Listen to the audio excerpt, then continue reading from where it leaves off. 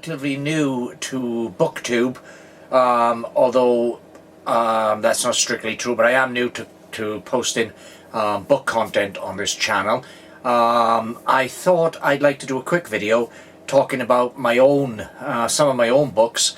That is the Western books that I wrote under the name of Jack Martin, under the pen name Jack Martin.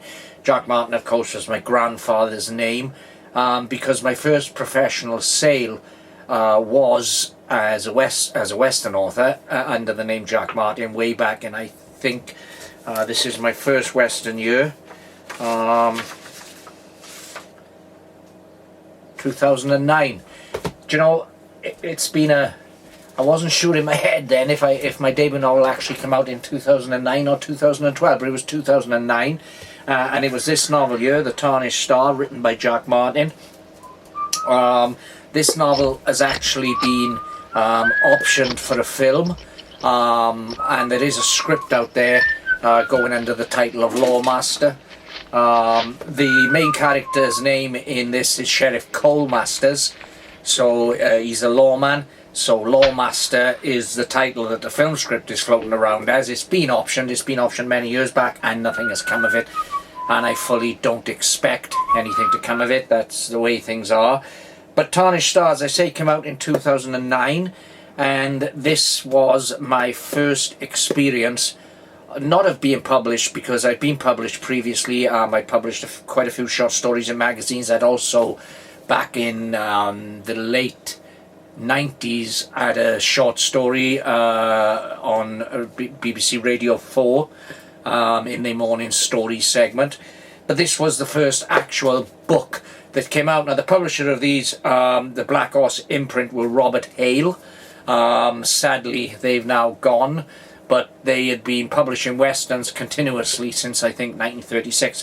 So The Tarnished Star was my first Western. It's still available. You can get hardcover copies and a paperback copy from Amazon, but they're available in most public libraries. But there's also an ebook available of this book. It's a story of a sheriff that, in order to protect someone else, he has to allow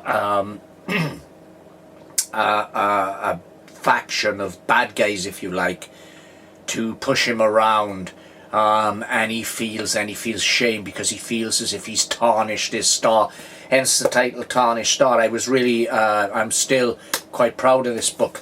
So I'm going to open this up to the first chapter 1. I'm going to read the first paragraph, first sentence. So this was my first professional sale as a novelist. It's got a copyright year of Gary Dobbs, 2009, first published in Great Britain, 2009, and it's dedicated to William John Martin, who led my imagination west. And William John Martin, of course, was my grandfather, who was known as Jack, so Jack Martin. So here we go, the first sentence from The Tarnished Star. Sheriff Cole Masters sat there in silence, the only sound being the gentle parting of his lips as he puffed on his pipe. He took his time with the smoke. Savouring the earth, he tasted the burley tobacco, doubly sweet because in all likelihood it could prove to be his last. He had his feet up on the table in front of him, and he reclined in his chair. He looked the image of contentment, but the trained eye would see that he was in fact ill at ease. The sweat on his brow perhaps would hint that all was not well, or the way his eyes were ever alert for sudden danger. Now, interestingly, this book, just before, leading up to publication, perhaps several months before publication, I started an internet campaign on a blog. I started a blog called The Tainted Archive. It's still out there now, that blog, and I still update it from time to time, but it was really popular. But it meant this book, which had a limited print run, as did all of the Black Horse Westerns, sold out in pre-orders of his first print run. So this is one of the few books that actually sold out before it was published. Now, I followed that up with a novel called Arkansas Smith. This was my second Western. And if I go to the copyright page here, this was published in 2010, and copyright, it says Gary Dobbs, writing as Jack Martin. Arkansas Smith is a traditional Western, and I also did a follow-up to this many years later. This was quite a popular book. I'm trying to remember the order in which I wrote these books now, and I think The Ballad of Delta Rose came after Arkansas Smith. I'm really proud of this Western. When I was a kid, I used to read the Battle Action comic, and there was a character in Battle comic called D-Day Dawson, and D-Day Dawson was injured on D-Day with a bullet which was lodged too close to his heart for them to operate on. Now, none of his battalion knew about this. It was just a boys' adventure comic story, but which meant that he could die at any moment. The bullet only had to shift a fraction of an inch and it'd kill him. So he fought right up to the end of the war, and in the last story of D-Day Dawson, I believe he did die. But I used that as the emphasis for the Ballad of Delta Rose, and the similar situation with Delta Rose. He's been injured, there's a bullet inside him, it's close to his heart, they can't operate. But I also used Delta Rose as being a bit of a wayward character when he was younger. He's estranged from his son, and so this is kind of a redemption story. I'm very proud of this story as well. Then came Wild Bill Williams, which I don't seem to have a copy of here. I'm going to have to remedy that. I didn't realise I don't have a copy of Wild Bill Williams. Oh my gosh, I'm going to have to buy a copy of my own book.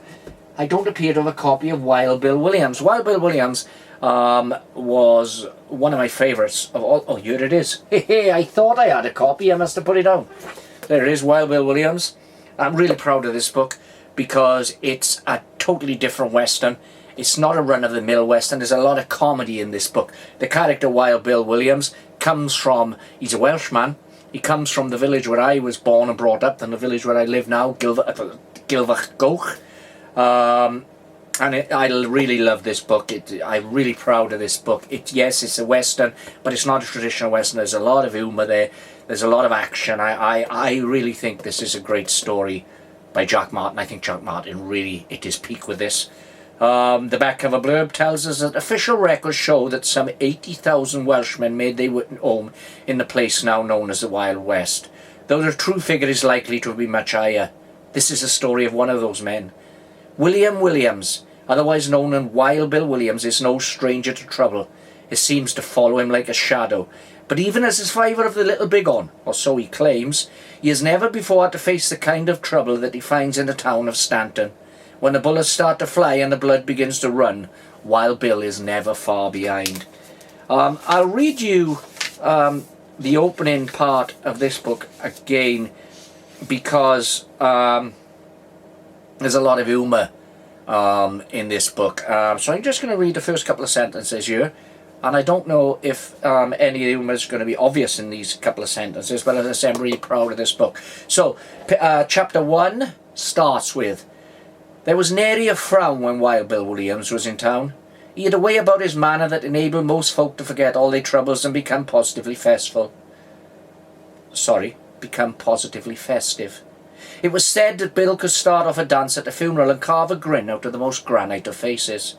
He had been born a Welshman, in a village called Gilfach, a name that was unpronounceable to all but himself.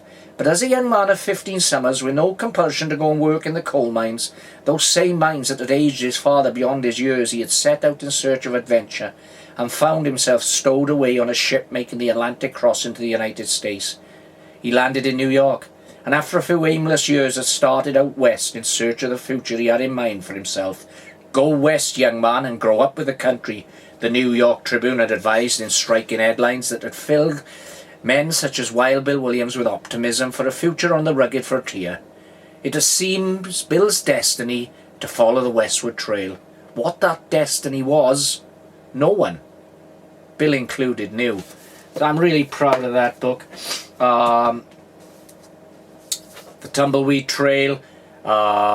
This was the follow-up to Arkansas Smith.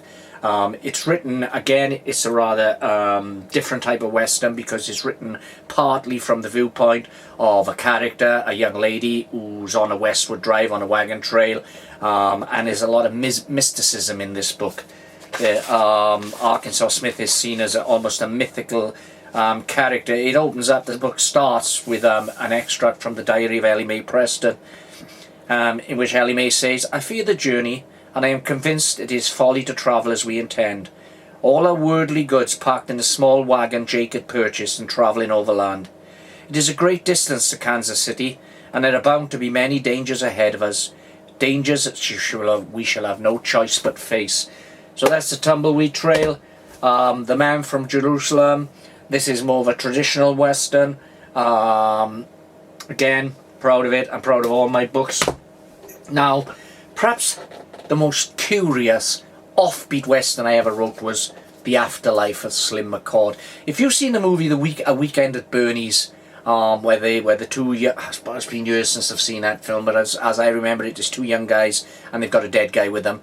Well, that's similar to what happens in this story, because Slim McCord was a gunslinger who was killed, and this is killed many years ago, and his two compadres who were outlaws with him are now aged men, and they see a travelling circus, and they find that Slim McCord, a stuffed, mummified version of Slim McCord, is being used as a circus exhibit, and they are horrified by this. They are absolutely horrified. So they decide to steal Slim McCord's body, his mummy, and they take him on one last bank raid.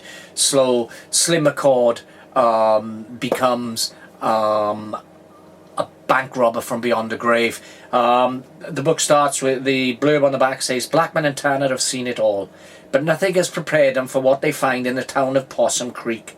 The mummified remains of notorious outlaw Slim McCord in a travelling carny show. And Slim McCord, long after his death, is now involved in the most lucrative bank robbery of his outlaw career. The three men, thrown together again in a most unlikely way, must face the dangerous turn of events head on, and as the bullets fly." So this is The Afterlife of Slim McCord. Again, really proud of that book. Massacre at Red Rock was... I'm drinking just a Bell's whiskey. Massacre at Red Rock is a traditional Western about the Indian Wars. It started off as being another book about Arkansas Smith, but I decided that I didn't want to use Arkansas Smith again for this because it was set in a different period than the Arkansas Smith books, and so I renamed the character Liberty Jones. I like that name, Liberty Jones, and just sort of rewrote the old thing.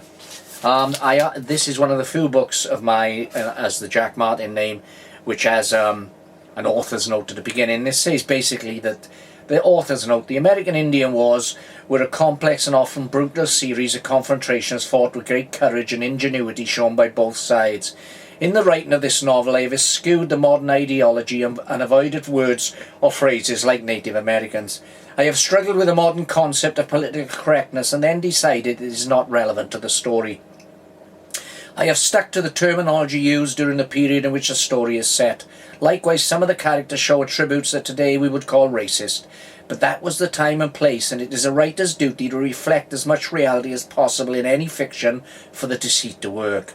However, artistic license has been used with location and particularly the gathering together of the great tribes in the interest of telling a story. So this is a rather serious book, and it does look into the Indian Wars. There's Riding the Vengeance Trail, which is another one of my books. The Man from Jerusalem, which I mentioned just now, but this is this is a large print version made for the library, published by Linford Western Library, and they're large print for readers with, elderly readers with problems, vision problems. So it's quite cool. And of course, another copy of the Tumbleweed Trail. So that is my Western books. I'd like one day to write another Western. Perhaps one day, but it's a niche market these days, although there are some fantastic Westerns out there. But I just wanted to share those books as a booktube video. Now, why, you may ask, does a Welshman such as myself end up writing Westerns? Well,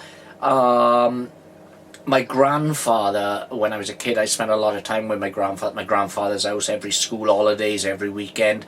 And my grandfather was of that generation where the westerns were the heroes that he grew up with. Western characters were the heroes that he grew up with. To my grandfather's generation as children, you could say the western heroes are the same influence on young kids as the Marvel characters do to young kids today. So he carried that love of westerns throughout his life, and he passed it on to me, and I'm glad he did. And I still prefer western movies to any other type of movie. In fact, my favorite movie of all time, not just my favorite western, but I think this is the greatest western of all time, in my opinion.